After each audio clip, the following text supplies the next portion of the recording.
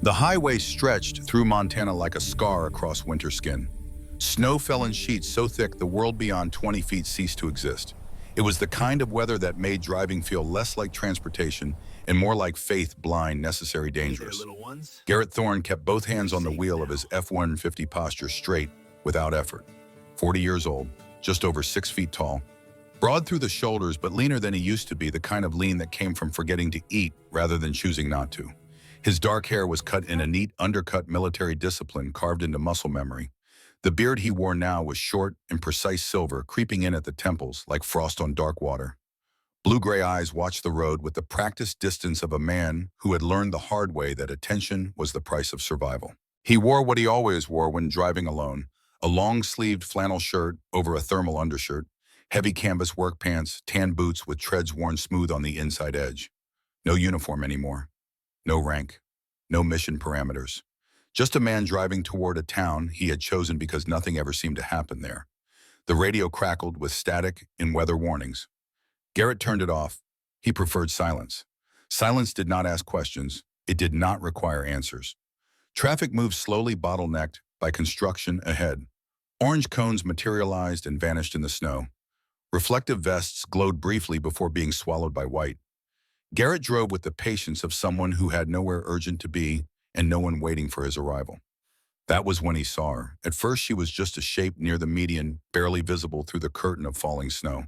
A dark silhouette against pale chaos. Garrett's foot eased off the accelerator without conscious thought. Old instincts stirred. His eyes narrowed, focusing through the weather the way they once focused through dust storms and smoke. The shape resolved into a dog. She sat upright near the rumble strip where the road widened slightly because of construction. Cars crawled past drivers, impatient, unaware. The dog did not flinch at the noise. She did not bark. She did not run. She simply sat, spine straight, head lifted. Garrett could see her clearly now. A German shepherd, full grown. Her coat was thick and weathered black and tan dulled by dirt in winter. She sat with her front paws pressed close together, almost touching. Not in some trained trick, but because exhaustion had taken her to the edge of collapse, and posture was all she had left to hold herself upright. Beside her, half tucked against the concrete barrier, sat a white foam box, the kind used for takeout or transporting fragile things. Inside it, barely visible, were three small shapes curled into one another. Puppies, only a few weeks old, their sides fluttered with shallow breaths. Garrett told himself to keep driving. He told himself it was dangerous to stop on a highway in a snowstorm. He told himself that someone else would see her, someone local, someone better equipped to help. The dog did not look at any of the other cars. She watched only him. Her eyes were a warm amber brown, steady and unsettling in their calm. There was no panic in them, no wild pleading. They held the quiet resolve of a creature that had already made every choice available to her and was now standing guard over the last one. Garrett had seen that look before. On human faces. In places where options ran out, and all that remained was the decision to endure or surrender. He passed her. The truck rolled forward another 30 yards before his chest tightened sharp and unexpected. His jaw clenched. His hands gripped the steering wheel hard enough that his knuckles went white. In the rearview mirror, the dog had not moved. She still sat exactly where he had seen her body squared to the road gaze, following the space where his truck had been. Garrett swore under his breath. He pulled onto the shoulder gravel, crunching beneath his tires. The engine ticked as it idled. The heater hummed.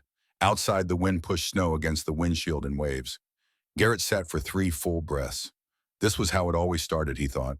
One small decision, one deviation from the plan, one moment when survival instinct gave way to something older and less rational. He opened the door anyway. The cold hit him immediately. Montana winter at its worst. The kind of cold that found every gap in your clothing and pressed itself against your skin like a living thing. Garrett crossed the short distance to the dog with deliberate steps, keeping his posture relaxed, hands visible and empty. The German shepherd tracked his approach but did not bare her teeth. Up close, he could see how thin she was beneath the heavy coat, how her legs trembled with the effort of holding still. A faint groove circled her neck, the healed mark of a cord or rope pulled too tight for too long. "You did this on purpose," Garrett murmured. Not accusing, simply stating a fact. He crouched beside the foam box and peeled back the edge. The puppies were impossibly small eyes, barely open, fur still soft and uneven. They whimpered weakly at the intrusion, then pressed closer together for warmth. One was darker than the others, almost black. Another had restless paws that twitched in sleep. The third was quieter, with a pale smudge on her chest. Garrett shrugged out of his jacket without thinking. He wrapped the box carefully, tucking the fabric tight to hold in heat. When he lifted it, the weight was almost nothing. Fragile, breakable, dependent. The dog rose at once, fluid and controlled, despite her exhaustion. She stepped back to give him space, but her eyes never left the box. Garrett turned toward the truck. The dog followed without hesitation. When he opened the back door, she jumped in and sat down, posture straight, as if she had rehearsed this moment 1,000 times in her mind. He paused, one hand on the door, struck by the certainty of not hope, expectation. As he climbed into the driver's seat, his eyes caught a dull glint at the dog's throat. A metal tag hung from a worn leather collar, its surface eaten by rust and weather. Only fragments of letters were still legible, etched deep enough to survive. A K and what might have been a 9 or a V. Garrett pulled back onto the highway. The heater worked to reclaim warmth. In the back seat, the German Shepherd did not lie down. She sat upright, eyes forward, every inch of her focused on staying present. The road stretched on. Pine trees gave way to open fields dusted with frost, then back to forest again. The snow fell lighter now, the storm beginning to exhaust itself. Garrett glanced at the rearview mirror. The dog was watching him, not with urgency, with assessment. She leaned forward slightly, her nose lifting. Then she pressed one paw against the back of his seat. The touch was gentle, intentional. Garrett's grip on the steering wheel tightened. Something crawled up his spine. The old familiar sensation. The tightening at the base of his skull. The awareness that had kept him alive in places where death came quietly and without warning. He pulled onto a turnout and shut off the engine. His heart beat harder than the situation warranted. He rested his forehead briefly against the wheel, breathing in, out, grounding himself the way he had learned to do years ago in rooms where panic could get you killed. When he looked up, the dog had not moved. Her paw rested where she had placed it, steady, warm through the fabric. "All right," Garrett said quietly. "I see you." He opened the door and stepped out, scanning the turnout and the tree line beyond. Nothing. No one. The world sat in winter silence, empty except for wind and falling snow. When he climbed back and the pressure between his shoulders eased, the dog withdrew her paw and settled back. Her job done. They drove the rest of the way without incident. By the time Garrett turned down the narrow road that led toward the edge of White Ridge, the sun had climbed higher. The light was pale and cold, sharpening every edge. He pulled into the gravel drive of a small rented house tucked against the forest. Simple, unremarkable. The kind of place chosen by people who did not want to be seen too clearly, or by those who wanted the world to feel farther away than it really was. He carried the foam box inside, moving carefully, setting it near the portable heater in the corner of the living room. The puppies stirred, small sounds filling the quiet space. The German Shepherd followed him in and stood just inside the doorway, watching him with unwavering attention. Garrett straightened and met her gaze. "You can stay," he said, surprising himself with the certainty in his voice. "For now." The dog's ears flicked. She stepped fully into the house and lay down beside the box body, curved protectively around it. Garrett noticed then how her breathing slowed, how tension drained from her muscles inch by inch, as if she had been holding herself together on borrowed time and permission had finally arrived. He sank into a chair across from her, exhaustion settling over him like a heavy coat. Outside, the wind moved through the pines, a low, constant sound. Inside, 4 lives breathed in fragile unison. Garrett did not yet know the dog's name. He did not know why that single rusted letter on her collar felt like a warning. He only knew that for the first time in 6 months, something had cut through the numbness and demanded his attention, not with noise but with trust. And trust, he suspected, was how everything important began. The morning came clean and sharp. Garrett woke in the chair with a crick in his neck and the taste of stale coffee in his mouth. He had not meant to sleep there. He rarely meant to sleep anywhere these days. Sleep was a negotiation his body conducted without consulting his mind. The German Shepherd was already awake. She sat near the window, head lifted, observing the pale light filter through the trees. The puppies were pressed against her belly, nursing in that blind, desperate way newborns had. Survival without thought. Pure instinct. Garrett stood slowly, joints protesting. He was 40, not 70, but some mornings his body disagreed. He moved to the kitchen, started coffee, let routine carry him forward. Measure grounds, pour water. Wait for the machine to hiss and gurgle. While the coffee brewed, he crouched beside the dog and examined her more closely. The scar around her neck was old, but deep. Someone had kept her chained for a long time. The tag on her collar was worse for wear up close. The rust had eaten through most of the engraving, but he could make out more now in better light, K9 and a V and what might have been numbers. Military working dog, retired or discharged. Either way, she had a history that predated abandonment. Vesper, Garrett said aloud. The name arrived fully formed as if it had been waiting. Evening Star. Something that appeared when the light began to fail but refused to disappear entirely. The dog lifted her head. Amber eyes met his. She did not look away. Garrett nodded once. Agreement reached without negotiation. The puppies needed names too. Something simple. The smallest darker than the others he called Shadow. The one with restless paws became Scout. The third quieter with the pale smudge on her chest he named Luna. Vesper observed him through the entire process, head tilted slightly. Her expression unreadable, but attentive. By mid-morning, Garrett had made a decision. The dog and her puppies needed to see a veterinarian.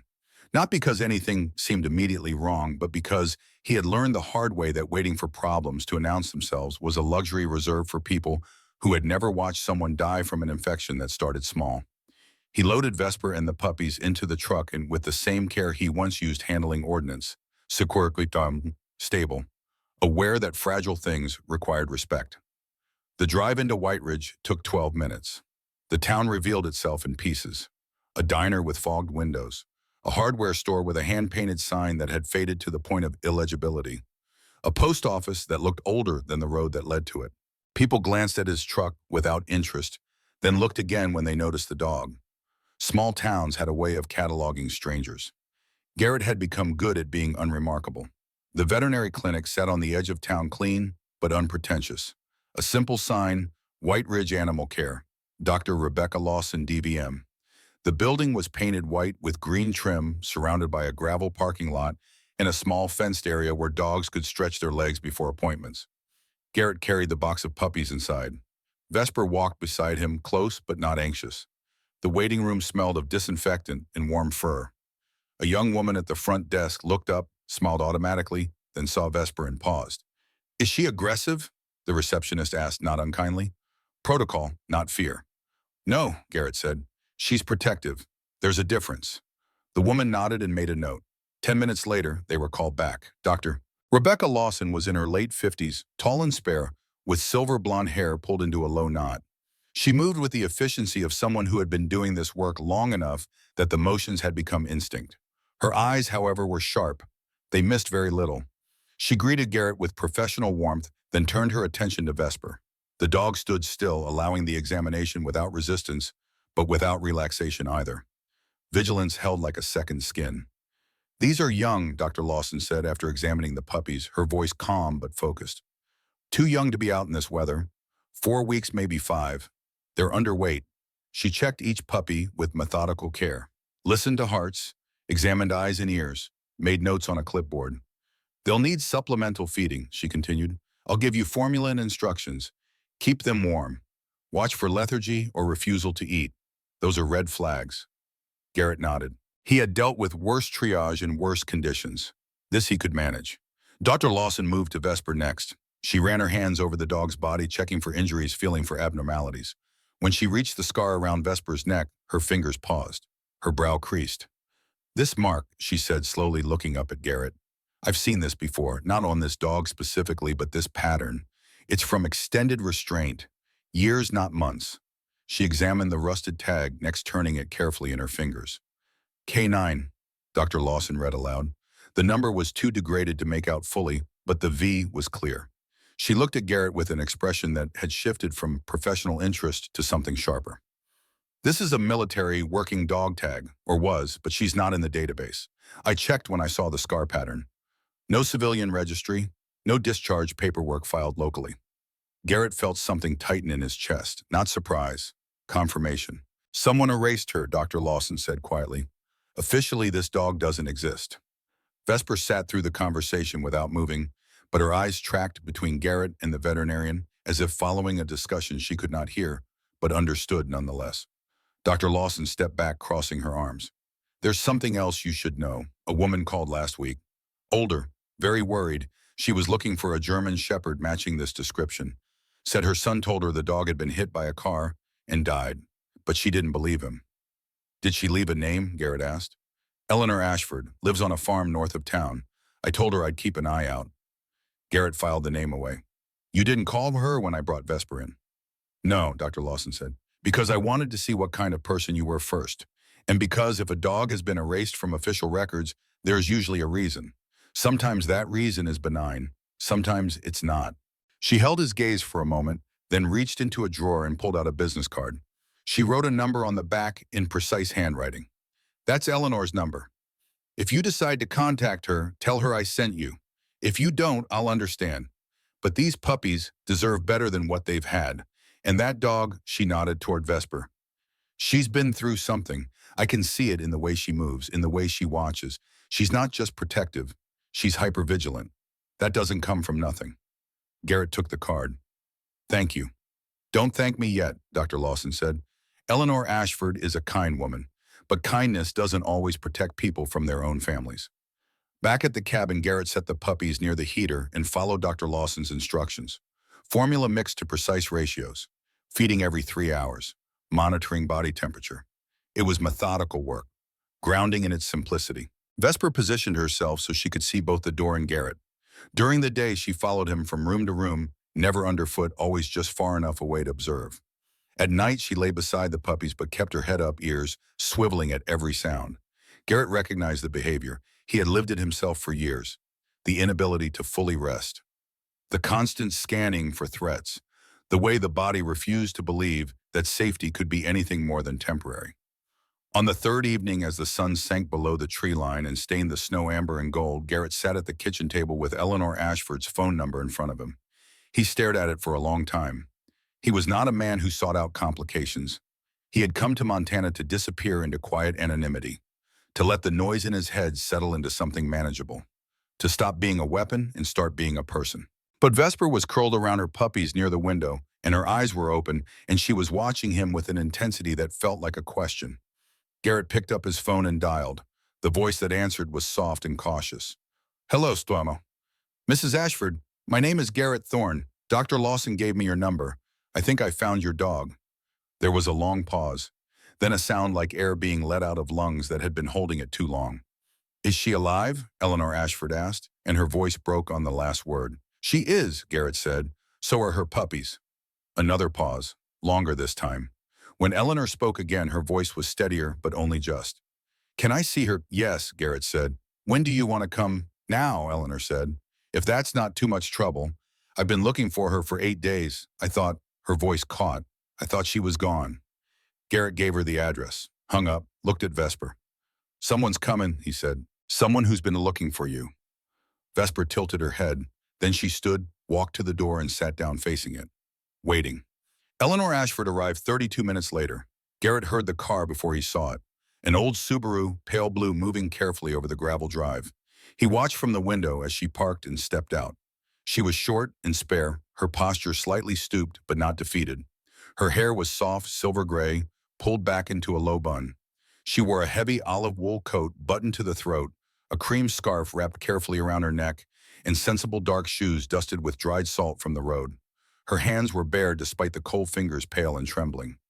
Eleanor did not rush to the door. She stood beside her car for a moment, staring at the cabin as if gathering courage. Then she walked forward with the slow deliberation of someone who had learned that hope was fragile and could shatter with careless handling. Garrett opened the door before she knocked. Up close, Eleanor Ashford looked older than 73. Her face was lined with the kind of exhaustion that came not from age but from sustained worry. Her eyes were pale blue, delicate at first glance, sharp if you looked longer. When she saw Vesper sitting just inside the doorway, those eyes filled with tears. Oh, Eleanor whispered. Just that. One syllable carrying the weight of 8 days and all the fear that had filled them. Vesper stood. She walked to Eleanor slowly as if she too understood that this moment required care. Eleanor lowered herself to one knee, the motion stiff but practiced, and extended her hand, palm down. Vesper sniffed, then placed her nose gently against Eleanor's fingers. Eleanor exhaled shakily. She pressed her lips together, a soundless sob contained by will alone. She did not touch the puppies. She did not reach for the dog. She simply stayed there, breathing, as if proximity were enough for the moment. Garrett stepped back, giving them space. He had learned when to speak and when silence was the only thing appropriate. After a long moment, Eleanor rose. She turned to Garrett, wiping her eyes with the back of one hand. "Thank you," she said. The words sounded like they had been waiting a long time to be used. "I don't know how to—" She stopped, started again. "I thought my son was telling the truth. He said she'd been hit by a car, that she died quickly, that there was nothing to be done." "He lied," Garrett said, not a question. Eleanor nodded. "He took her a week ago, said she needed to see a vet. I believed him. I always believe him, even when I know better." She moved to the kitchen table, legs unsteady. Garrett gestured for her to sit. He poured coffee without asking if she wanted any. Black, simple. He set the cup in front of her. Eleanor wrapped both hands around it, absorbing warmth. "Her name is Vesper," Eleanor said quietly. "I've had her for 4 years. A neighbor was moving away and couldn't keep her. I took her in. She was already trained, already calm. I didn't ask too many questions. I should have." "Why did your son take her?" Garrett asked. Eleanor looked into her coffee cup as if the answer might be written in the dark liquid. "To hurt me," she said. "To make me understand that I don't have control anymore. That he does." She told the story slowly, carefully, as if each word cost something. Her husband William had died 5 years ago. Heart attack, sudden. He left her 200 acres of land and a farmhouse that had been in his family for 3 generations. Good land, timber, water rights, worth more than money could easily measure. Her son Nathaniel had been pushing her to sell for 2 years. He had reasons, good reasons, he said. She was getting older. The upkeep was too much. She would be better off in a smaller place closer to town where help was nearby. Eleanor had refused. "It's not about the land," she said. "It's about what he'll do with it. There's a company, Black Ridge Corporation. They've been buying up property around White Ridge, quietly, through intermediaries. Nathaniel works with them. He won't say how, but I know. A mother knows." She looked up at Garrett, her pale eyes sharp now, clear. "He thought if he took Vesper, if he made me believe she was dead, I would finally break. That I would sign the papers just to make the pain stop." Garrett said nothing. He understood leverage. He understood the precise application of pressure to create fractures. Eleanor drank her coffee in silence. Vesper came and sat beside her chair. Eleanor rested one hand on the dog's head, fingers trembling.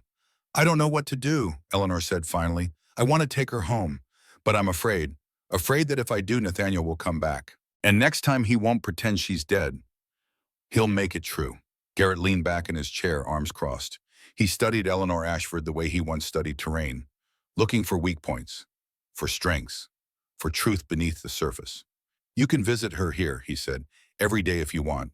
But she stays with me until we know what your son is capable of, until we understand what's really happening." Eleanor looked at him for a long moment. Then she nodded. "Why are you helping me?" she asked.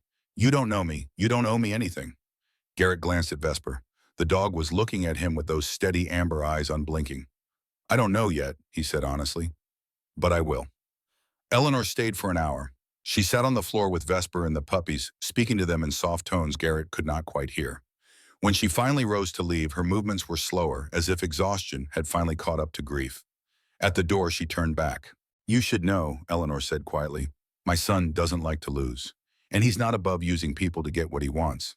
If he finds out you have Vesper—" "Let him find out," Garrett said. Eleanor studied his face.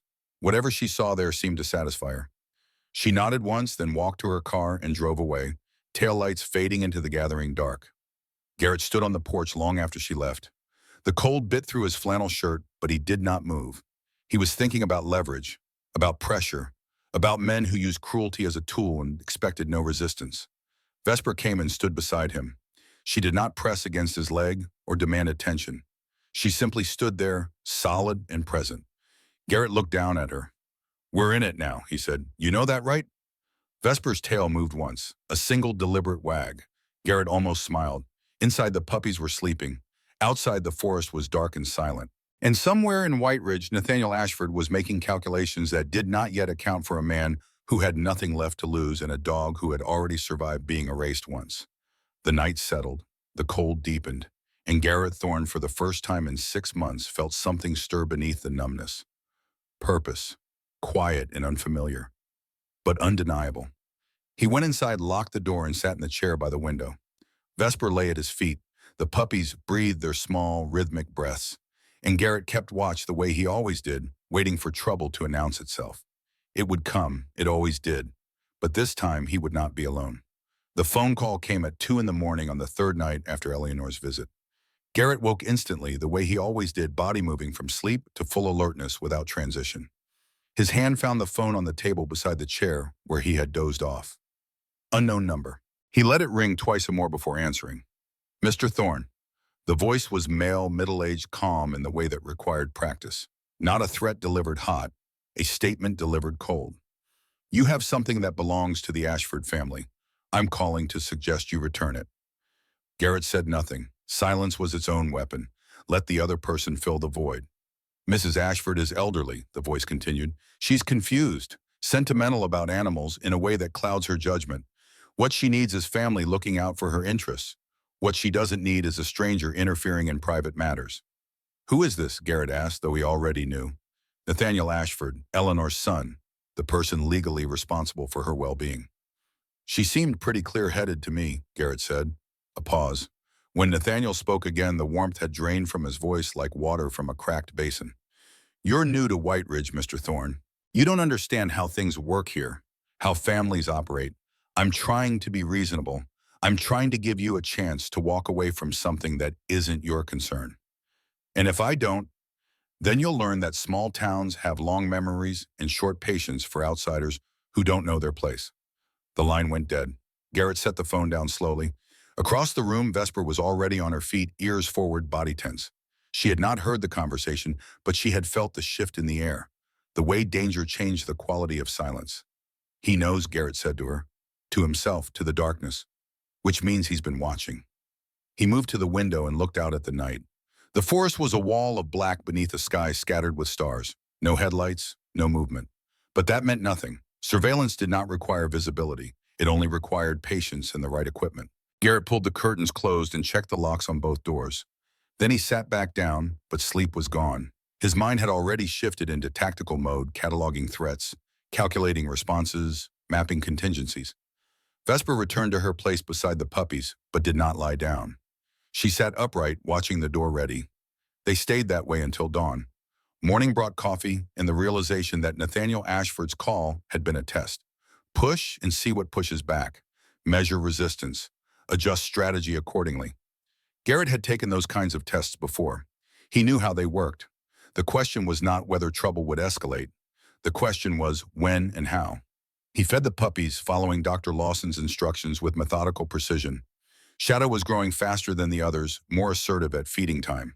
Scout lived up to his name, constantly trying to climb out of the box. Luna remained the quietest, content to observe before acting.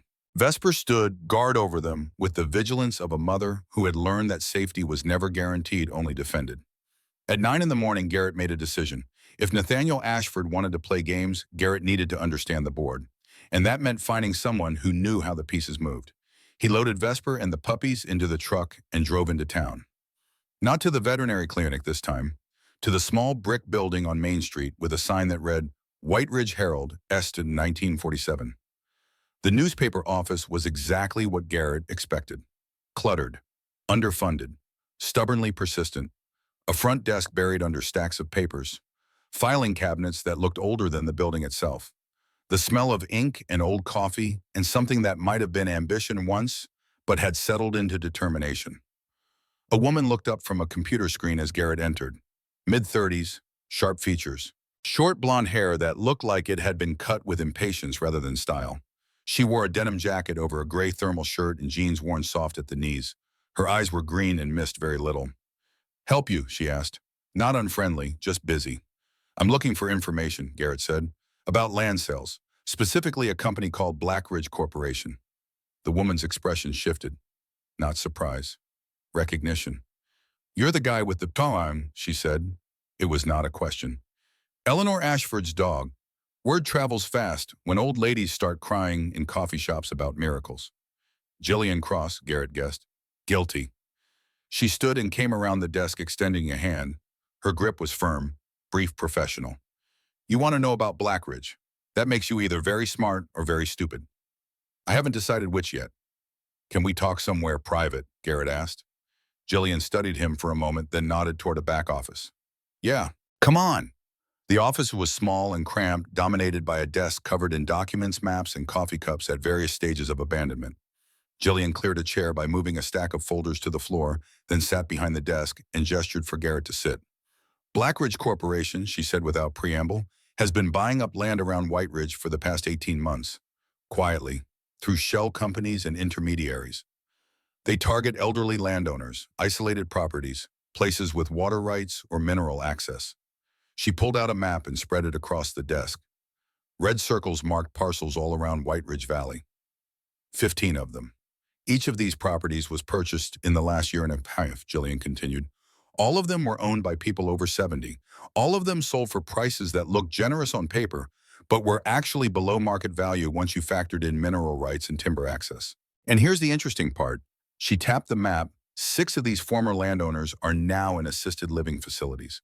3 more have moved out of state to live with family. The rest are dead. Garrett leaned forward, studying the map. The pattern was clear, systematic, ruthless in its efficiency. "What's Blackridge after?" he asked. Jillian pulled out another document, geological survey data, pages of technical, language, and mineral composition analysis. "Lithium," she said. "There's a massive deposit running beneath White Ridge Valley, estimated value somewhere north of $500 million. Maybe more. The kind of money that makes people forget about things like ethics and legality." She traced a line on the map. Eleanor Ashford's land sits right in the middle of the richest vein. Without her property, Blackridge can't consolidate the parcels they need for industrial-scale extraction. She's the keystone. Remove her, and the whole operation becomes viable. Garrett sat back processing. And Nathaniel Ashford works for Blackridge, not officially. He's listed as an independent real estate consultant. But I've tracked his financial disclosures. He's received at least 3 payments in the last year from subsidiaries connected to Blackridge, each one deposited within days of a successful land acquisition. Jillian leaned forward, her eyes sharp. Nathaniel Ashford is selling out his own mother for a commission, and if she won't cooperate, he'll find ways to make her life unbearable until she does. Taking her dog was just the opening move. "Who runs Blackridge?" Garrett asked. "That's where it gets murky," Jillian said. "The CEO is listed as Jay Blackwood, but there are no photos, no interviews, no public appearances. The address on file is a registered agent in Delaware. I've been trying to dig deeper, but I keep hitting walls. Whoever Jay Blackwood is, they're very good at staying invisible." Garrett thought about the phone call, about Nathaniel's confidence, about the surveillance that had to be happening for Nathaniel to know where Vesper was. "What do you need from me?" he asked. Jillian smiled. It was not a happy expression. It was the smile of someone who had been waiting for the right question. "Proof," she said. "Something concrete. Right now I have circumstantial evidence and pattern analysis. That's enough for an article, but not enough to stop them. If you can get me documentation, contracts, emails, recordings, anything that directly ties Nathaniel to Blackridge and shows intent to defraud or coerce his mother, I can break this story wide open. And if I can't, then Eleanor Ashford loses her land. Nathaniel gets rich, and Blackridge turns this valley into an open-pit mine. And in 10 years, White Ridge will be a ghost town with contaminated groundwater and a Superfund cleanup that never quite happens." Garrett stood. "I'll see what I can find." "One more thing," Jillian said as he reached the door. "Be careful. Blackridge has lawyers, expensive ones. And people who work for companies like that don't always stay on the legal side of problem solving. If they think you're a threat—" "I've dealt with threats before," Garrett said. Jillian looked at him with an expression that might have been respect or might have been pity. "Yeah," she said. "I bet you have." 3 days passed, quiet days that felt like held breath. Garrett established a routine. Feed the puppies, walk Vesper, maintain the cabin. Eleanor visited each afternoon, spending an hour with Vesper and the puppies, speaking to them in soft tones, bringing supplies she could not afford, but bought anyway. On the 4th day, Eleanor arrived with a key. "There's a house," she said, setting the key on Garrett's kitchen table. "About 2 miles from here, up on Hill Creek Road. It's empty. Has been for a couple years. I thought—" She paused, choosing words carefully. "I thought maybe you and Vesper would be safer there. More space. Better security." Garrett picked up the key. It was old brass, worn smooth with use. "Whose house?" he asked. Eleanor's hands twisted together. "It's complicated. It was supposed to be part of my husband's estate, but the paperwork got confused after he died. Nathaniel handled most of it. He said it would be better if—" She stopped, started again. I want you to have it, for as long as you need it.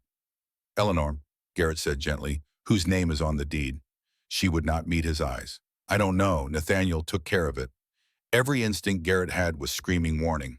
But Eleanor looked so tired, so desperate to help in the only way she knew how. So he took the key and said he would look at the house. That afternoon he drove to Hill Creek Road with Vesper in the passenger seat. The puppies stayed at the cabin, sleeping in their box by the heater. The house sat on a slight rise surrounded by pine trees. One story, well-maintained siding, a front porch with new railings. It looked like someone had renovated it recently. Garrett parked but did not get out immediately. He watched the house, studied the angles, looked for cameras for lines of sight for anything that felt wrong. Vesper remained in the truck, body rigid, ears back. She was staring at the house with an intensity that made Garrett's skin prickle. You don't like it, he said to her. Vesper growled, low, sustained, not directed at any visible threat, at the building itself. Garrett trusted that growl more than he trusted his own eyes. He got out slowly, leaving Vesper in the truck with the windows cracked. The air was cold and still. No birds, no wind, just silence pressing in from all sides. The front door opened easily with Eleanor's key. Inside, the house was clean, too clean. Furniture arranged with the precision of a staged showing. No dust, no signs of long-term vacancy. It smelled of fresh paint and something chemical. Air freshener maybe, or cleaning products used recently. Garrett moved through the house with tactical awareness. Kitchen, living room, 2 bedrooms, bathroom, everything neat, everything impersonal, like a hotel room trying to pretend it was a home. In the living room he stopped. His eyes tracked along the ceiling, the corners, the light fixtures. There, a small irregularity in the crown molding near the window. He pulled a chair over and examined it closely. Camera, pinhole lens, professional installation. Still active based on the faint LED indicator visible when he angled his head just right. Garrett did not touch it. He moved through the house again, this time knowing what to look for. He found 2 more, one in the vent above the kitchen sink, one mounted in the smoke detector in the master bedroom. This was not Eleanor's house. This was a trap. Surveillance disguised as charity. A way to monitor his movements, his routines, his vulnerabilities. Garrett left the house without disturbing anything. He locked the door and walked back to the truck, where Vesper waited, still staring at the building with focused distrust. Good girl, he said quietly. You were right. Back at the cabin, Garrett pulled up property records on his laptop. The house on Hill Creek Road had been purchased 6 months ago by Alpine Trust LLC, a shell company. He traced the ownership through 2 more layers of corporate obfuscation before hitting a wall. But the pattern was familiar. The same structure Jillian had described for other Black Ridge acquisitions. Nathaniel had offered his mother's house to Garrett. Eleanor genuinely believed she was helping, but Nathaniel had set it up as surveillance, which meant he was escalating, getting more aggressive, more willing to bend rules and ethics in service of whatever endgame he was pursuing. Garrett called Jillian, told her what he had found. She listened without interrupting, then swore quietly. They're documenting everything, she said, building a file. When they're ready to move, they'll have enough information to neutralize you as a threat. Blackmail, legal action, or worse. Worse, Garrett asked, though he already knew the answer. People have accidents, Jillian said, especially outsiders who don't know the terrain, especially in winter. That night, Garrett sat in the dark with Vesper at his feet and the puppies sleeping nearby. He was thinking about Eleanor, about the way Nathaniel had weaponized her kindness, used her love for Vesper as leverage to manipulate everyone involved. He was thinking about phone calls and surveillance cameras and threats delivered with polite voices. He was thinking about the difference between fighting for something and fighting against something, and how sometimes those were the same battle approached from different angles. The phone rang just after midnight. Garrett let it go to voicemail. When he played it back, Nathaniel's voice filled the cabin, calm and measured and utterly devoid of warmth. Mr. Thorne, I know you went to Hill Creek Road today. I know you found the cameras. That's fine. I wanted you to find them. I wanted you to understand that we're watching, that we know where you are and what you're doing. This is your last warning. Return the dog. Leave White Ridge. Go back to whatever hole you crawled out of. Because if you stay, things are going to get very uncomfortable for you. And for my mother. Think about that. Think about whether one dog is worth destroying an old woman's peace. The message ended. Garrett deleted it, but the words lingered in the air like smoke. Vesper lifted her head and looked at him.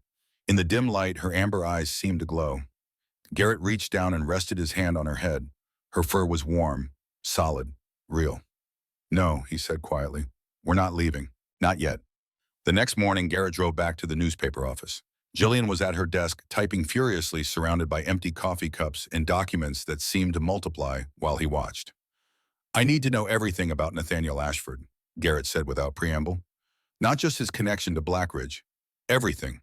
Where he lives. Who he associates with. Debts, weaknesses, anything that gives us leverage. Jillian looked up, exhaustion written in the lines around her eyes. That's going to take time. How much time? A week, maybe less if I call in favors. You have 3 days, Garrett said. After that, I'm going to have to do something that will make quiet investigation impossible. Jillian studied him. What are you planning? I don't know yet, Garrett admitted, but Nathaniel is escalating, which means I need to either de-escalate or match him. And I'm not good at de-escalation. No, Jillian said, looking at him with something that might have been recognition. I don't imagine you are. She pulled out a notebook and started making a list. I'll prioritize financial records. That's usually where people like Nathaniel make mistakes. They get greedy, they get sloppy, and they leave trails. Garrett nodded and turned to leave. At the door, he paused. Why are you helping? When he asked. This isn't your fight. Jillian stopped typing. She looked at him with an expression that was equal parts anger and determination. I grew up here, she said, White Ridge. My family has been here for 4 generations.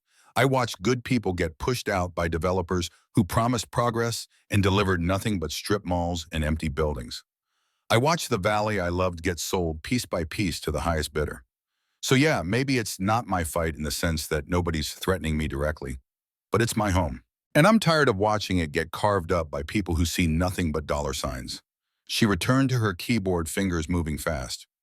Besides, she added without looking up, somebody needs to tell these stories. Might as well be me. Garrett left her there, working in her cluttered office, fighting her war with words and research and stubborn refusal to let the truth stay buried. On the drive back to the cabin, Vesper sat in the passenger seat and tracked the road with focused attention. Garrett glanced at her. This is going deeper than I expected, he said. You know that, right? This is going to get worse before it gets better. Vesper did not react. She simply maintained her vigil, steady and unwavering. When they arrived back at the cabin, something was wrong. Garrett felt it before he saw it. The air was too still. The forest too quiet. He parked 50 yards from the house and told Vesper to stay. She ignored him and jumped out anyway, moving low and fast toward the cabin. Garrett followed, every sense on high alert. The front door was intact, no signs of forced entry, but the window on the east side had been shattered. Glass scattered across the porch like ice. Inside, the cabin was untouched except for one thing. A rock the size of a fist sat on the kitchen floor, surrounded by broken glass. Wrapped around it was a piece of paper secured with rubber bands. Garrett picked it up carefully and unfolded the note. 4 words printed in block letters: last warning, final chance. He set the note on the table. His jaw was tight. His hands were steady. The anger that rose in his chest was cold and controlled, the kind of anger that did not explode but calcified into purpose. Vesper circled the room once, then returned to the broken window. She stood there, staring out at the forest, body rigid. Garrett joined her. Together, they looked out at the trees, at the shadows, at the spaces where threats could hide and watch. All right, Garrett said quietly. You want to fight? Let's see how you handle someone who fights back. He pulled out his phone and called Jillian. Change of plans, he said when she answered. We're not waiting 3 days. We move now. What happened? Jillian asked. They threw a rock through my window, left a note. They're trying to intimidate me into leaving. And I don't intimidate easily, Garrett said. Get me everything you have on Nathaniel. Tonight. I don't care if it's incomplete. I don't care if it's not verified. I need ammunition, and I need it now. There was a pause. Then Jillian's voice came back, harder, now energized. Give me 6 hours. You have 4, Garrett said and hung up. He spent the rest of the afternoon securing the cabin, boarding up the broken window, moving the puppies to the interior bedroom where they would be safer, setting up his laptop in a position where he could work without being visible from outside. Eleanor came by at 3 in the afternoon, saw the broken window, and went pale. He's never done anything like this before, she whispered. Nathaniel, he's cruel, but he's never been violent. He's desperate, Garrett said. Desperation makes people cross lines they wouldn't normally cross. Eleanor sat down heavily in a kitchen chair. She looked older suddenly. fragile in a way she had not seemed before. "I'm sorry," she said. "This is my fault. I should never have involved you." "You didn't involve me, Rimini," Garrett said. "Vesper did, and I chose to stay. That's on me." He made Eleanor tea, sat with her while she drank it. Vesper lay at her feet, solid and grounding. "What are you going to do?" Eleanor asked finally. "Fight back," Garrett said. "The only way I know how." 4 hours later, as promised, Jillian arrived with a folder thick with documents. She spread them across Garrett's kitchen table, her eyes bright with the kind of energy that came from breaking through barriers. "Nathaniel Ashford is in debt," she said without preamble. "Deep. He owes $1.2 million to a casino in Reno. Been making payments for 3 years, but he's behind. 6 months behind, actually. That's why he's pushing so hard on the Blackridge deal. He needs the commission to keep from defaulting." She pulled out another document. "And here's the interesting part. Jay Blackwood isn't a mystery anymore. It's Janet Blackwood Hart, Nathaniel's ex-wife. They divorced 3 years ago, right around the time Blackridge started buying land. But the divorce was fake, a way to separate assets and avoid scrutiny. She's the brains. He's the local connection. Together, they've built a machine designed to extract maximum value from vulnerable people." Garrett studied the papers, bank statements, email printouts, photographs of Nathaniel and Janet together at restaurants, at corporate events, at locations that told a story of ongoing collaboration. "This is good," he said. "This is enough." "Enough for what?" Jillian asked. "To make him make a mistake," Garrett said. "To push him into doing something stupid and provable." He looked at Jillian. "Can you write the story, have it ready to publish on short notice?" "Already started," Jillian said. "But I need one more thing. I need Nathaniel on record, saying something incriminating, admitting to coercion or fraud or conspiracy, something that can't be explained away by lawyers." Garrett nodded slowly. A plan was forming, risky, potentially illegal. But warfare was rarely clean, and this had become a war the moment Nathaniel threw that rock. "I can get you that," Garrett said, "but you have to be ready to move fast once I do." "How fast?" "Hours, maybe less." Jillian gathered her papers, her expression serious.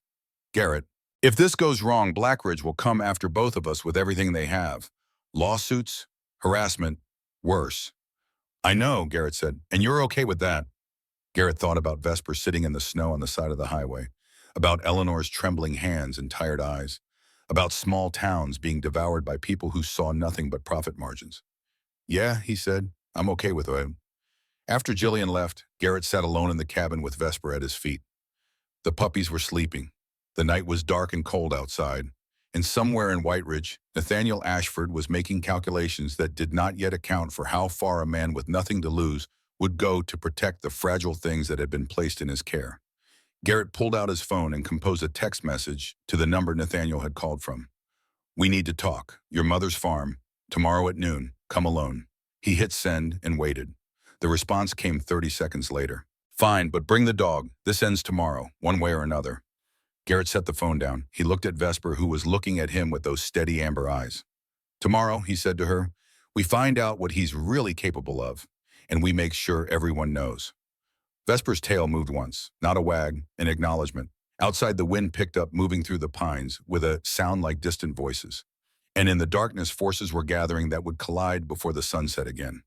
The board was set, the pieces were moving, and Garrett Thorne, who had come to Montana to disappear, was about to discover that some fights found you no matter how far you ran. The morning came with a sky the color of old iron. Garrett woke before dawn as he always did, his body refusing the luxury of rest even when his mind craved it. The cabin was quiet except for the small sounds of the puppies stirring in their box and Vesper's steady breathing near the door. He made coffee, checked his equipment. The recording device was small, no larger than a USB drive, clipped to the inside of his jacket collar, where it would pick up audio without being visible. His phone was charged and set to record as backup. He had learned long ago that redundancy was the difference between success and failure. Vesper tracked his movements with focused attention. She did not pace or whine. She simply observed, conserving energy for whatever came next. At 10 in the morning, Eleanor called. "Nathaniel phoned me," she said, her voice tight with worry. "He said you two are meeting at the farm. Garrett, please be careful." He sounded different, angry in a way I haven't heard before. "I'll be careful," Garrett said. "But Eleanor, I need you to stay away from the farm today. No matter what you hear, No matter what anyone tells you, stay in town, stay visible, go to the diner, make sure people see you. Why, bye? Because if something goes wrong, I need you to have an alibi, Garrett said, and I need you safe. There was a long pause, then Eleanor's voice came back smaller, now frightened. What are you going to do? Get the truth, Garrett said, one way or another. He hung up before she could ask more questions. At 11, Garrett loaded Vesper into the truck. The puppies stayed behind, secured in the bedroom with food and water. But before they left, Vesper did something unexpected.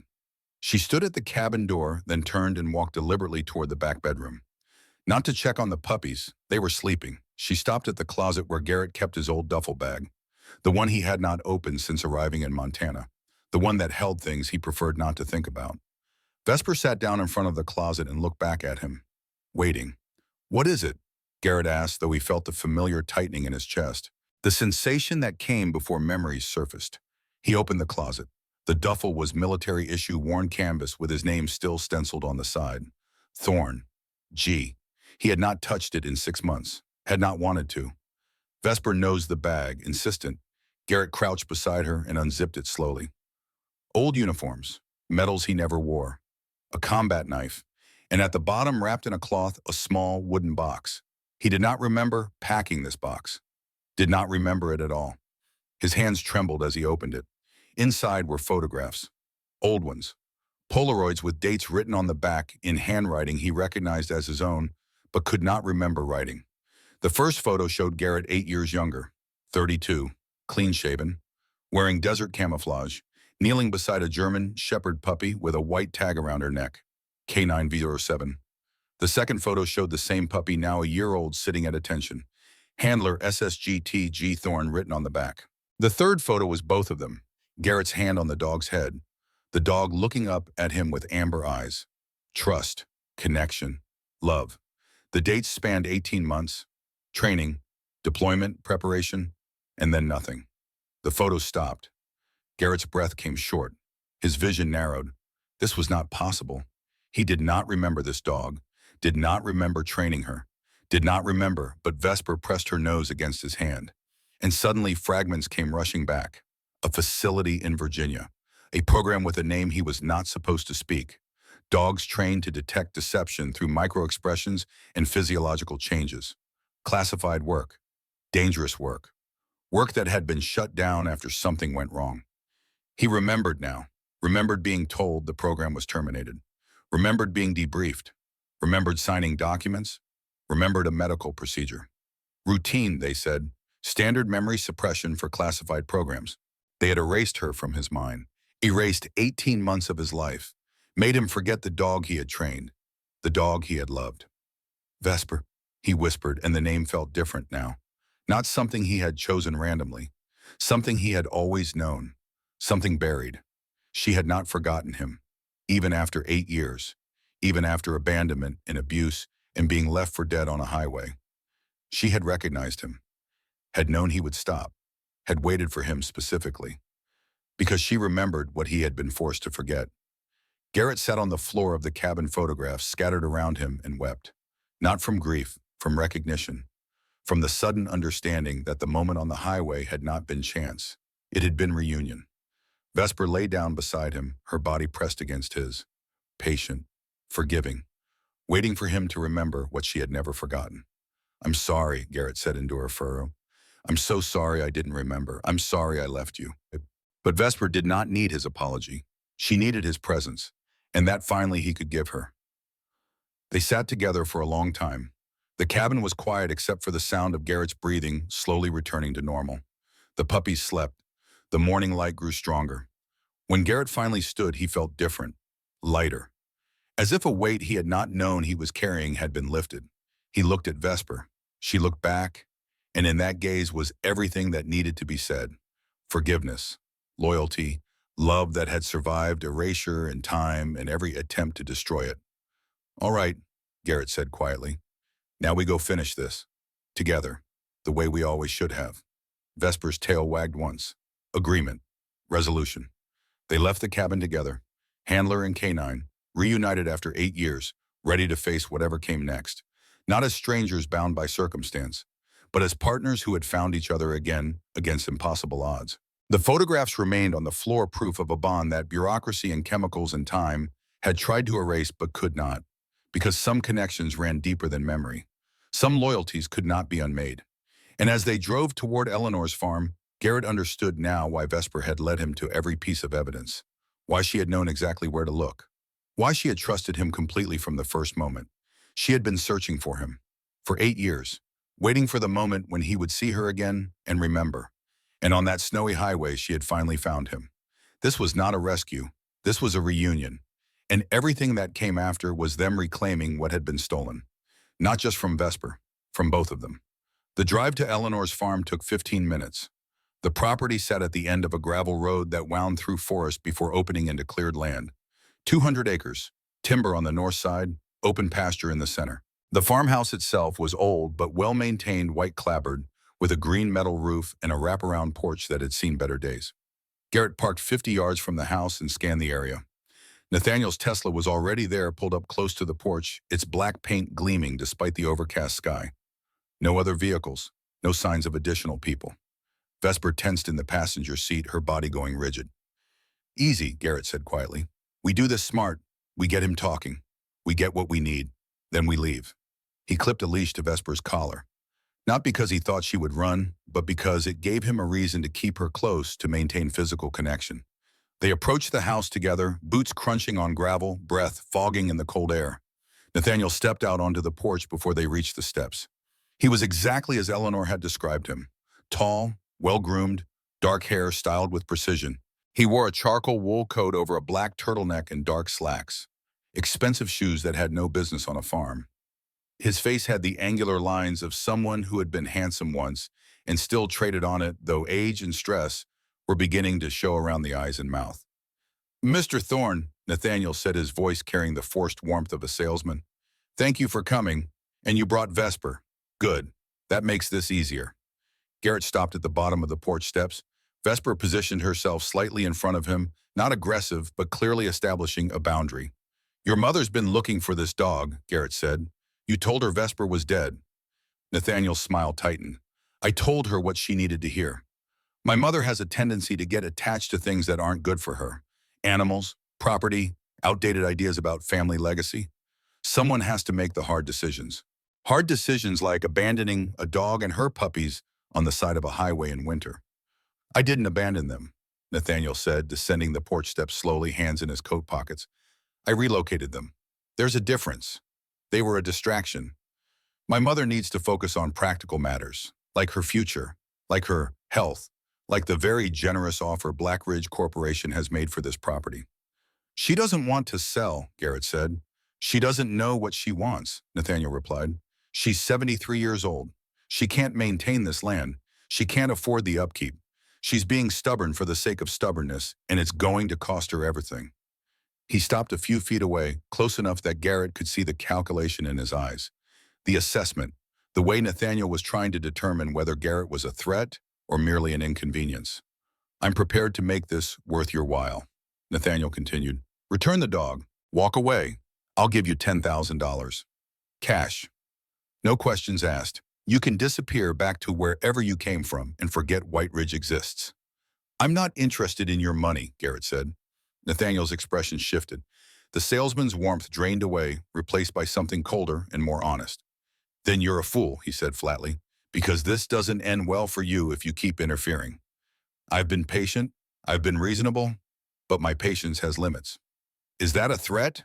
Garrett asked, making sure his voice was clear, that the recording device would pick up every word. "It's a statement of fact," Nathaniel said. "You're new here, you don't have roots, you don't have connections. If something unfortunate were to happen to you, nobody would ask too many questions.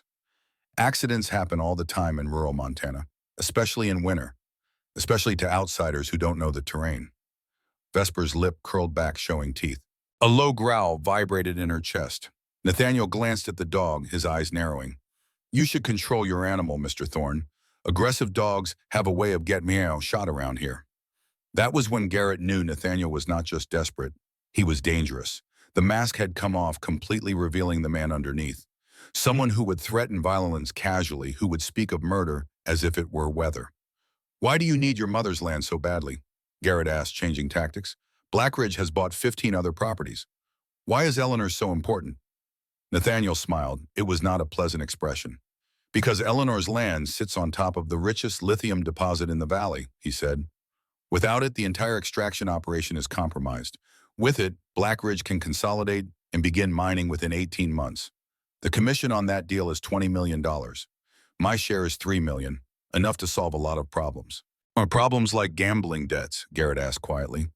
Nathaniel's smile vanished. His eyes went flat and hard. You've been digging, he said. That was stupid. That was very stupid. I know about Janet, Garrett continued, pressing now, going for the full confession. Your ex-wife who isn't really your ex-wife. The fake divorce, the shell companies, the systematic targeting of elderly landowners, the pressure tactics, all of it. Nathaniel took a step back, his hand moving to his coat pocket. When it emerged, he was holding a Glock 19. Compact, lethal, pointed directly at Garrett's chest. You know what your problem is, Thorne, Nathaniel said, his voice steady despite the gun. You think this is about right and wrong, about protecting some old woman and her dog, but it's not.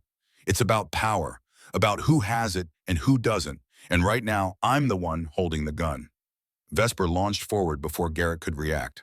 Not to attack, to intercept. She placed herself between Garrett and Nathaniel, body low, teeth bared, every muscle coiled and ready. Call off your D, Nathaniel said, taking another step back, the gun wavering slightly. Call her off or I'll shoot her. You shoot her and you lose your last chance to make this clean. Garrett said, his voice calm despite the adrenaline flooding his system. Right now, you're just guilty of coercion and fraud. You pull that trigger, it's attempted murder. FBI gets involved. Everything you've built collapses. The FBI doesn't care about one dead dog and one dead drifter, Nathaniel said, but his hand was shaking now, doubt creeping in. Maybe not, Garrett agreed, but they care about corruption, about interstate fraud, about mining companies bribing officials and destroying communities. And right now, a reporter named Jillian Cross has enough evidence to bury you in Blackridge. The only question is whether you give her more ammunition or walk away while you still can. Nathaniel's face went pale. You're bluffing. Am I? Garrett pulled his phone from his pocket slowly, deliberately. I can call her right now. Have her publish everything she has. Bank records, emails, photographs of you and Janet, documents showing the fake divorce and the shell companies. Or you can lower the gun, get in your car, and disappear before this gets worse. For a long moment, Nathaniel stood frozen. The gun still pointed, his fingers still on the trigger. The future balanced on the edge of a decision. Then Eleanor's voice cut through the tension like a blade. Put the gun down, Nathaniel. Everyone turned. Eleanor stood at the corner of the house, leaning heavily on her cane, her face pale but her voice steady. Behind her, half hidden in shadow, was Jillian Cross with her camera raised, recording everything. Mom, Nathaniel said, and for the first time his voice cracked. What are you doing here? I live here, Eleanor said simply. This is my home, my land. And you're threatening to kill someone on my property because you're too weak to accept that you can't have what you want. You don't understand, Nathaniel said desperately. I'm trying to help you. I'm trying to save you from losing everything. No, Eleanor said, walking forward slowly, each step deliberate. You're trying to save yourself, and you're using me as an excuse. She stopped a few feet from her son, looking up at him with eyes that held more disappointment than anger. Your father would be ashamed, she said quietly. I'm ashamed. Something broke in Nathaniel's face. The gun lowered, his shoulders sagged. For a moment, he looked like what he was, a man who had made bad choices and run out of roads to travel. Then headlights appeared at the end of the driveway. Multiple vehicles, sheriff's department cruisers followed by an unmarked black SUV. Nathaniel looked at the approaching vehicles, then at Garrett, then at his mother. Realization dawned slowly. You set me up, he said. No, Garrett replied. You set yourself up. I just made sure someone was watching when you did. The vehicles stopped. Doors opened. Officers emerged, hands on holsters but not drawn. The driver of the SUV was a woman in her late 40s wearing a dark suit and an FBI badge on her belt. She approached with the calm confidence of someone who had done this many times before. Nathaniel Ashford, she said. I'm Special Agent Linda Vasquez, FBI. We need to talk about your business dealings with Blackridge Corporation, and I need you to put that weapon on the ground very slowly. Nathaniel looked at the gun in his hand as if surprised to find it there. He set it down carefully, then raised his hands. I want a lawyer, he said. Of course you do, Agent Vasquez replied. She nodded to the deputies who moved forward with handcuffs. As they secured, Nathaniel Vesper finally relaxed. She returned to Garrett's side, pressing against his leg. He rested his hand on her head, feeling the tension drain from both of them. Eleanor stood watching as they put her son in the back of a cruiser. Tears ran down her face, but she did not look away. She watched until the vehicles disappeared down the driveway, carrying Nathaniel toward consequences he had spent years trying to avoid. Then she turned to Garrett, and her voice when she spoke was small and broken. Thank you, she said, for not letting him become something worse than he already is. 3 months passed like water through cupped hands. Winter gave way to early spring. Snow melted into mud, then mud dried into earth that smelled of new growth and possibility. The FBI investigation moved with bureaucratic efficiency. Nathaniel was charged with conspiracy to commit fraud, attempted extortion, and aggravated assault. His bail was set at $500,000, which he could not make. Janet Blackwood Hart was arrested in Delaware and extradited to Montana to face similar charges. The fake divorce was exposed. The shell companies were dissolved. Blackridge Corporation filed for bankruptcy within 6 weeks. 14 officers across 3 states were implicated in the scheme. Some took plea deals, others fought and lost. The justice system ground forward slow and imperfect, but ultimately functional. Jillian's article ran in the White Ridge Herald and was picked up by wire services. It won her a regional journalism award and job offers from larger papers. She turned them all down. Someone needs to stay and tell the rest of the story, she told Garrett when he asked why. The aftermath, the recovery, the part where people rebuild what was almost destroyed.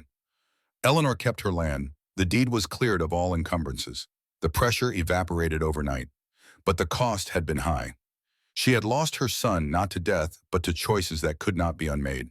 She grieved for him the way you grieve for someone who is still alive but no longer reachable.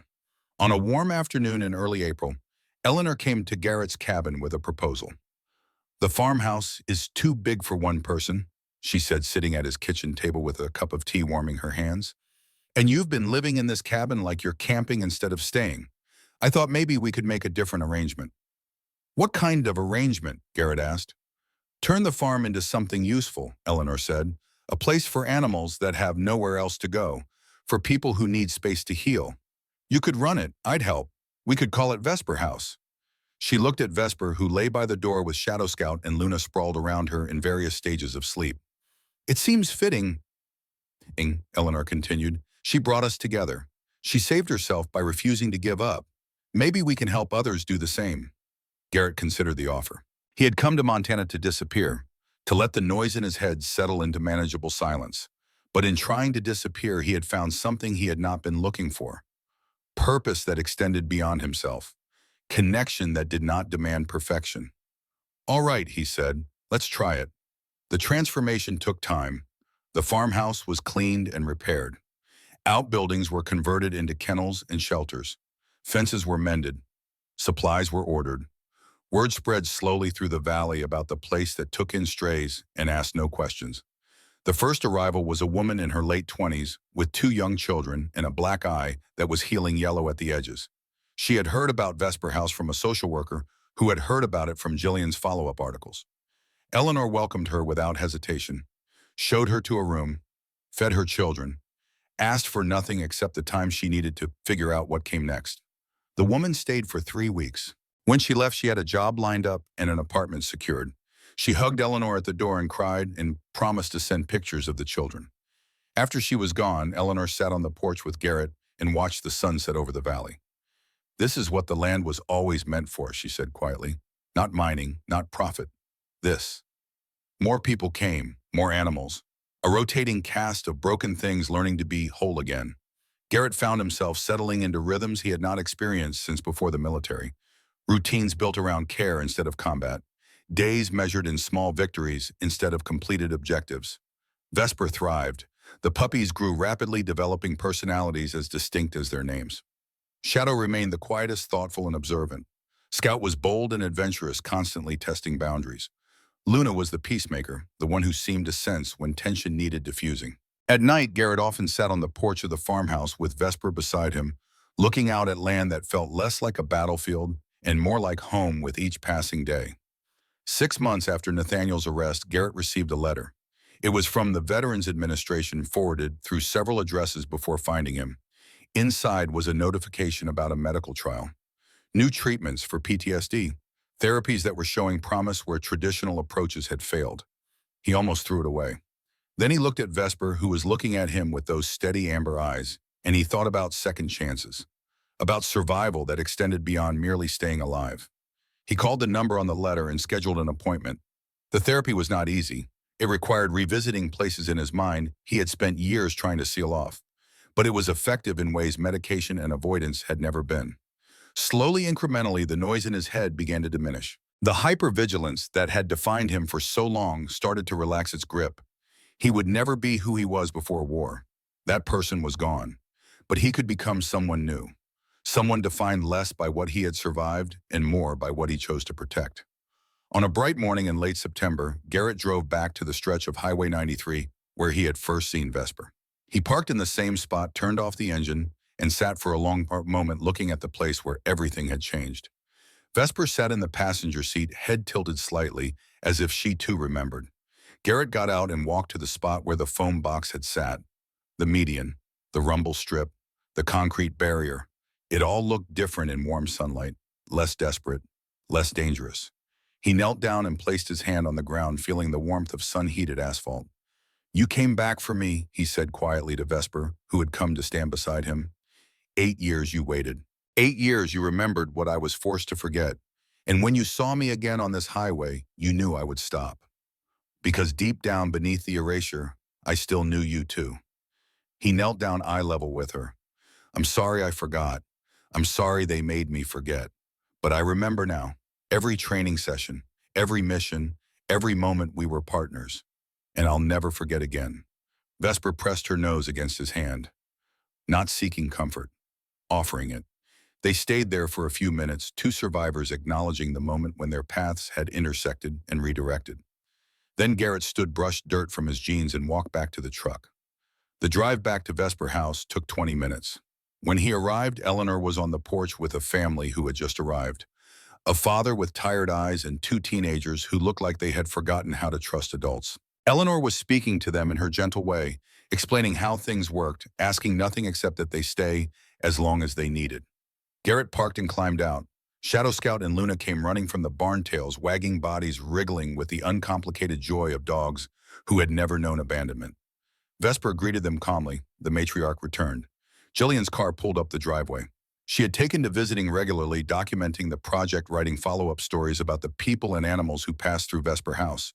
She had become a friend in the way that people become friends, through shared purpose rather than shared history. That evening, as the sun set and turned the valley gold, everyone gathered on the porch. Eleanor in her rocking chair, Jillian with her notebook. The new family still uncertain but beginning to relax. Garrett leaning against the railing with Vesper at his feet and the puppies sprawled nearby. "Tell us how this started," one of the teenagers asked.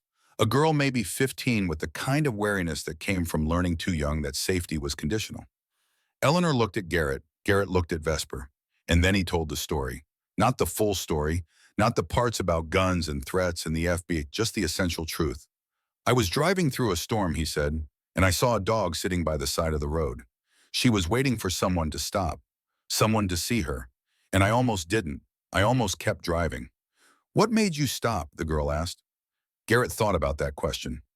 About instinct and choice and the thousand small factors that combine to create a single moment of decision. "She did," he said, finally nodding toward Vesper. "She looked at me like she knew I would come back.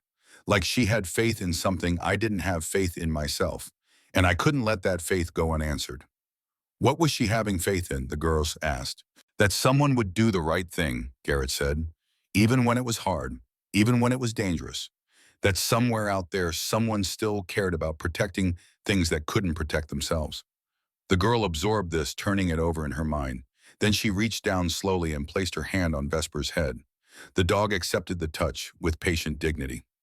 "I'm glad you stopped," the girl said quietly. "Me too," Garrett replied. As darkness settled over, the valley, lights began appearing in the farmhouse windows. Warm light, yellow against blue evening. Inside, Eleanor was preparing dinner. The kitchen smelled of bread and roasting vegetables. The father was helping, finding purpose in simple tasks. The boy was setting the table. Garrett remained on the porch a moment longer, breathing cold air that tasted of pine and wood smoke. Vesper stood and stretched, then walked to the door and looked back at him, waiting, patient, knowing he would follow. He did. Inside the house was warm and full of voices, not loud, not chaotic, just the gentle sound of people existing together in a space that asked nothing from them except presence. This was what Vesper House had become, not a sanctuary in the sense of permanent refuge, but a way station, a place where broken things could rest and remember how to move forward. Garrett found a seat at the table between Eleanor and Jillian. The new family sat across from them, still awkward, still uncertain, but beginning to understand that they were welcome without condition or judgment. They ate together. They talked about small things: weather, plans for the next day, the puppy's latest antics. Nothing profound, nothing that would make good copy for Jillian's articles or good stories for distant audiences. Just life, simple and honest, and harder won than most people would ever understand. After dinner, Garrett helped clean up while Eleanor showed the new family to their rooms. When the house finally settled into nighttime quiet, he walked out to the porch one last time. The stars were sharp and cold overhead. The forest was a dark mass against darker sky. Somewhere in the distance, an owl called. Another answered. Vesper came and sat beside him. They stayed there together, guardian and guardian, watching over what they had built from wreckage and refusal to surrender. "We did something good here," Garrett said to her. "Not perfect, not permanent, but good." Vesper leaned against his leg, agreement without words. In the morning there would be work to do, animals to feed, people to care for, the endless small tasks that constituted building something worth protecting. But for now, in this moment, Garrett allowed himself to feel something he had not felt in years. Peace, fragile and hard-won, but real. He had come to Montana to disappear. Instead, he had been found by a dog who refused to give up, by an old woman who chose trust over bitterness, by a community that needed reminding that good people still existed. And in being found, he had discovered what the veterans' counselors had tried to tell him for years: that healing was not about forgetting what you had been. It was about choosing what you would become. Garrett placed his hand on Vesper's head one last time, then stood and walked inside. Behind him, the door closed with a soft click. Ahead, the house waited warm and full of lives rebuilding themselves, one small choice at a time. This was the legacy of a moment on a highway, of a man who waited and a man who stopped, of faith answered and trust honored. Not perfect, not simple, but undeniably powerfully true. And in the morning when the sun rose over Vesper House, it would find them all still there, still working, still healing, still refusing to let the darkness win. Because sometimes that was enough, sometimes that was everything. The story did not end, it simply continued, one day, one choice, one act of care at a time. And in a world that often felt too broken to repair, that continuation was its own quiet miracle.